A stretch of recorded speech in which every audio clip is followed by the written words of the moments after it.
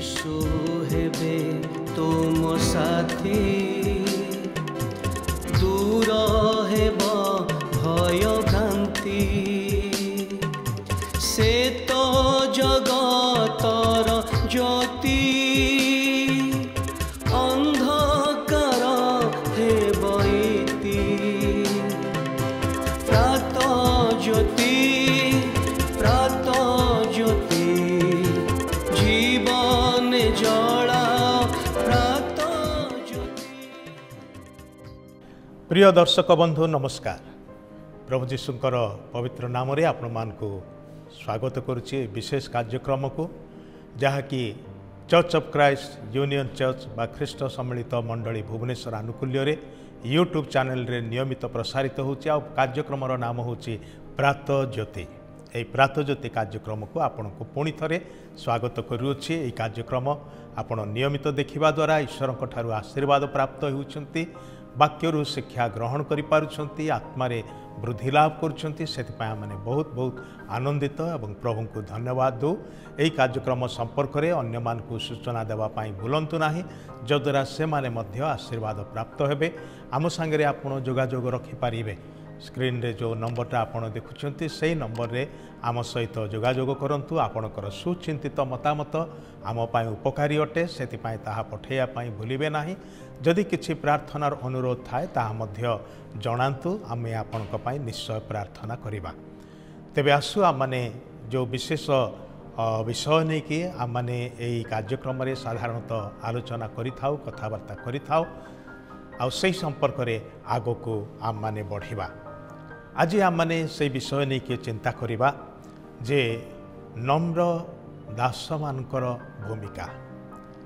आम माने ए दिन मानकरे नामान नामक जड़े विशेष व्यक्ति विषय रे आलोचना करुअछु, जे कि सीरिया देशर तत्कालीन सीरिया देशर जड़े से सेनापति थिले राजांकर, एवं से जुआड़े जाउथिले आउ से जययुक्त होते से राजांकर अति प्रिय पात्र थिले। देश रे जड़े संभ्रांत व्यक्ति, जड़े मान्यगण्य व्यक्ति, जड़े धनी व्यक्ति, किंतु ताहांकर गोटे व्यक्तिगत समस्या थिला जहाँकि ताहांक शरीर रे कुष्ठ रोग थिला। से बहुत चिंतित एवं निराश हताश मध्य रोथिले। तांकर गृह रे सेवा करुथिबा जड़े बालिका तांकु गोटे विशेष विषय जणैला जे इस्राएल देश रे जड़े भाववादी अच्छी, ईश्वरंकर जड़े सेवक अच्छा जहाँ निकट को गले से सुस्थता पाइबे। आउ नामान से राजकीय रीति रे राजांक ठारू गोटे विशेष पत्र नहीं कि इस्राएल देश को आसिले। आउ से एका आसिले नाही, तांको संगे तांकर परिचारक माने, तांकर दास माने थिले, तांकर सैन्य माने थिले। ए समस्ते तांको संगे जाउछन्ति। मन रखंतु से देशर आ श्रेष्ठ महान सेनापति अटंती, जड़े मान्यगण्य व्यक्ति अटंती। से माने समस्ते एकाठी जाइछन्ति। आउ से माने तो गले प्रथमे राजा पाखरे पहुँचले। आउ सेठी जाओ से राजा भारी अस्तव्यस्त हेले जे मु जड़े मनीष मु केमिति आपको सुस्थ करि पारिबे। राजा एक कथा बुझी पारि नथिले जे सेही देश रे जड़े भाववादी अछंती, ईश्वरंकर सेवक अछंती, जे कि ईश्वरंकर नाम रे प्रार्थना कले रोगी सुस्थ हुए। आउ तापर यही खबर जेतेबेले भाववादी इलिशा पाइले, से राजांक निकट को खबर तांकु मो निकट को पठाओ। आउ नामान एवं तांकर लोक माने इलिशा निकट को गले, किंतु इलिशा बाहर को आसी तांको निमंते प्रार्थना करिया बदल रे से आपणार दासन को पठेले, खबर पठेले नामान को जाई कहि दियो से जर्दन नदी रे 7 थर बुड़ मारिले से सुस्थ हो जिवो। एक कथा शुणिकी नामान रागी गले। से भाविले जे मु भाभी से मो पाखक आसबे, तांकर हाथ उठेकी प्रार्थना करेंगे, मुझे राजकीय रीति आसी सेमती से मत राजकीय सम्मान देकी मो पाई प्रार्थना करेंगे, यहीटा मु भाभी। भाई भणी मैंने आम मैंने गत थर चिंता कर सारीचु जे ईश्वरंकर उपाय आमर उपाय मध्य आकाश पाताल तफात अच्छी। ईश्वरंकर मार्ग आमर मार्ग मध्य आकाश पाताल तफात अच्छी। से जहाँ चिंता करती जमिति भाव में चिंता करती आममानकर चिंता से प्रकार न थाए, कारण से ईश्वर सृष्टिकर्ता आमे तांकर सृष्ट साधारण मनुष्य मात्र। आमे जिते विचक्षण बुद्धिमान हेले मध्य आममानकर बुद्धि तांकर दृष्टि रे अति नगण्य ମନେ ହେବ। ତେବେ ଏଠି ଆମମାନେ ଦେଖୁଛୁ ଯେ ନାମାନ ରାଗି ଯାଉଛନ୍ତି। ସେ କହୁଛନ୍ତି ମୋ ଦେଶରେ ବଢ଼ିଆ ବଢ଼ିଆ ନଦୀ ସବୁ ଅଛି, ମୁଁ କ'ଣ ସେ ନଦୀରେ ବୁଡ଼ ମାରିଲେ ସୁସ୍ଥ ହେଇନଥାନ୍ତି? ହଁ, ଯଦି ସେଇଟା ସମ୍ଭବପର ହେଇଥାନ୍ତା ତୁମେ ସେଠି ବୁଡ଼ ମାରିଥାନ୍ତ। କହିବାକୁ ଗଲେ ତୁମେ ସେଇଠି କେତେ ଥର ବୁଡ଼ ମାରିଥିବ, କିନ୍ତୁ କିଛି ହେଇନାହିଁ। ସେଥିପାଇଁ ତୁମେ ଇସ୍ରାଏଲ ଦେଶକୁ ଆସିଅଛ।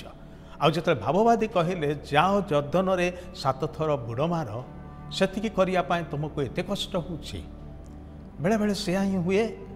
ଈଶ୍ୱର ଆମର ଚିନ୍ତାର ବାହାରେ, ଆମମାନଙ୍କର ଆଶାର ବାହାରେ ଯେଉଁଟା ଆମମାନେ ଭାବୁନଥିବା ସେ ପ୍ରକାର ବିଷୟ କହନ୍ତି, ଯେଉଁଟାକି ହୋଇପାରେ ଆମମାନଙ୍କର ମାନବୀୟ ଦୃଷ୍ଟିକୋଣରେ ଅତି ମାମୁଲି ଲାଗିପାରେ।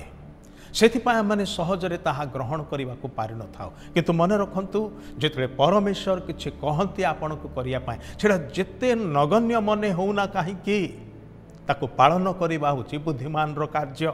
ସେଥିରୁ ଆଜ୍ଞାବହ ହେବା ହେଉଛି ବୁଦ୍ଧିମାନର କାର୍ଯ୍ୟ। ନାମାନକୁ କୁହାଗଲା ଜର୍ଦ୍ଦନ ନଦୀକି ଯାଅ, ସେଥିରେ 7 ଥର ବୁଡ଼ ମାର, ବା ସେତିକି ମାତ୍ର। ଅଧିକା କିଛି କରିବା ପାଇଁ କୁହାଯାଏ ନାହିଁ, କିଛି ଖର୍ଚ୍ଚ କରିବା ପାଇଁ କୁହାଯାଏ ନାହିଁ, ଆଣ୍ଠେଇ ଆଣ୍ଠେଇକି ଚାଲିବା ପାଇଁ କୁହାଯାଏ ନାହିଁ, କିମ୍ବା ଗୁରୁଣ୍ଡି ସେଠିକି ଯିବା ପାଇଁ ମଧ୍ୟ କୁହାଯାଏ ନାହିଁ। କିଛି କରିବା ପାଇଁ କୁହାଯାଏନି। କେବଳ ଗୋଟିଏ ମାତ୍ର ବିଷୟ କରିବେ, ଯେମିତି ନର୍ମାଲି ଗାଧୋଇବାକୁ ଯାଆନ୍ତି ଲୋକମାନେ ନଈରେ, ତୁମେ ନଈକି ଯିବ, କିନ୍ତୁ ତୁମେ 7 ଥର ଗଣିକା 7 ଥର ବୁଡ଼ ମାରିବ। ମାତ୍ର ସେ ରାଗିଗଲେ। ସେତେବେଳେ ତାଙ୍କର ଚାକରମାନେ, ତାଙ୍କର ସୈନିକମାନେ ଆସିକି କହିଲେ, ଆପଣ କାହିଁକି କ୍ରୋଧ କରୁଛନ୍ତି?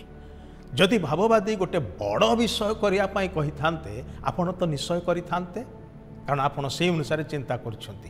କିନ୍ତୁ ଗୋଟେ ଛୋଟିଆ ବିଷୟ କରିବା ପାଇଁ କହିଲେ, ଏଇଟା ଯଦି କରାଯାଏ ସେଥିରେ ଅସୁବିଧା କ'ଣ ଅଛି? ସେଥିପାଇଁ ଯେତେବେଳେ ସେମାନେ ଅନୁରୋଧ କଲେ, ନାମାନ ଶାନ୍ତ ହେଲେ ଏବଂ କହିଲେ, ଠିକ୍ ଅଛି, ମୁଁ ଯିବି, ବୁଡ଼ ମାରିବି। ଭାଇ ଭଉଣୀମାନେ, ସେ ଗଲେ, 7 ଥର ବୁଡ଼ ମାରିଲେ।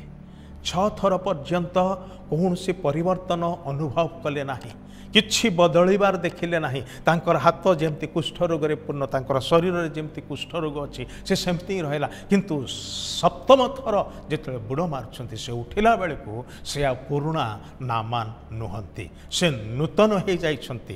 ଲେଖାଯାଏ ବାକ୍ୟରେ ଯେ ଜଣେ ବାଳକର ଚର୍ମ ଯେ ପ୍ରକାର, ସେ ପ୍ରକାର ତାଙ୍କର ଚର୍ମ ହେଇଗଲା। ଗୋଟେ ଶିଶୁ ପରି ସେ ନୂଆ ଶରୀରରେ ସେ ଉତ୍ଥିତ ହେଲେ, ସେଇ ଯେଉଁ ନଦୀରୁ ଯେତେବେଳେ ଉଠି ଆସିଲେ। ବେଳେବେଳେ ଈଶ୍ୱର ସାଧାରଣ ନଗଣ୍ୟ ଲୋକମାନଙ୍କୁ ବ୍ୟବହାର କରିଥାନ୍ତି ଆମମାନଙ୍କୁ ଜ୍ଞାନ ଶିକ୍ଷା ଦେବାର ନିମନ୍ତେ, ବୁଦ୍ଧିର କାର୍ଯ୍ୟ କରିବାର ନିମନ୍ତେ। ଯେଉଁଠିକି ଆମମାନଙ୍କର ଇଗୋ, ଆମମାନଙ୍କର ଅହଂଭାବ ଆମମାନଙ୍କୁ ତାହା କରିବାକୁ ଦେଇନଥାଏ। ମାତ୍ର ବେଳେବେଳେ ଛୋଟ ଲୋକମାନଙ୍କୁ ପ୍ରଭୁ ବ୍ୟବହାର କରିଥାନ୍ତି, ଛୋଟ ପିଲାମାନଙ୍କୁ ବ୍ୟବହାର କରିଥାନ୍ତି, ବିଭିନ୍ନ ଶ୍ରେଣୀର ଲୋକମାନଙ୍କୁ ପ୍ରଭୁ ବ୍ୟବହାର କରିଥାନ୍ତି ଆମମାନଙ୍କୁ ତାହାଙ୍କର ମାର୍ଗରେ କଢ଼େଇ ଆଣିବାର ନିମନ୍ତେ। ତେବେ ଈଶ୍ୱର ଯେତେବେଳେ କିଛି କହନ୍ତି କରିବା ପାଇଁ, ଆମମାନେ ତାହା କରିବା ପାଇଁ ପ୍ରସ୍ତୁତ ରହିବା ଦରକାର। ଆସନ୍ତୁ ପ୍ରାର୍ଥନା କରିବା। ପ୍ରିୟ ପ୍ରଭୁ, ନାମାନ ଯଦି ବା କ୍ରୋଧ କଲେ, କିନ୍ତୁ ଯେତେବେଳେ ଆଜ୍ଞାବହ ହେଲେ, ସେ ଜୀବନରେ ପରିବର୍ତ୍ତନ ଦେଖିଲେ, ତାହାଙ୍କର ସୁସ୍ଥତାକୁ ସେ ପାଇଲେ। ଆଜ୍ଞାବହତା ହିଁ ଆରୋଗ୍ୟତା ଆଡ଼କୁ କଢ଼େଇ ନେଇଥାଏ। ପ୍ରଭୁ, ଏହା ଆମମାନଙ୍କୁ ଉପଲବ୍ଧି କରିବା ପାଇଁ, ହୃଦବୋଧ କରିବା ପାଇଁ ସାହାଯ୍ୟ କର। ଦର୍ଶକ ବନ୍ଧୁମାନଙ୍କୁ, ସେମାନଙ୍କର ପରିବାରକୁ, ବ୍ୟକ୍ତିଗତ ଜୀବନକୁ ଆଶୀର୍ବାଦ କର। ପ୍ରାର୍ଥନା ଶୁଣିଥିବାରୁ ଧନ୍ୟବାଦ ଦେଇ ଯୀଶୁଙ୍କର ପ୍ରିୟ ପବିତ୍ର ନାମରେ ଏହି ପ୍ରାର୍ଥନା ଉତ୍ସର୍ଗ କରୁଅଛୁ। ଆମେନ୍। ଧନ୍ୟବାଦ। ପ୍ରଭୁ ଆପଣଙ୍କୁ ଆଶୀର୍ବାଦ କରନ୍ତୁ।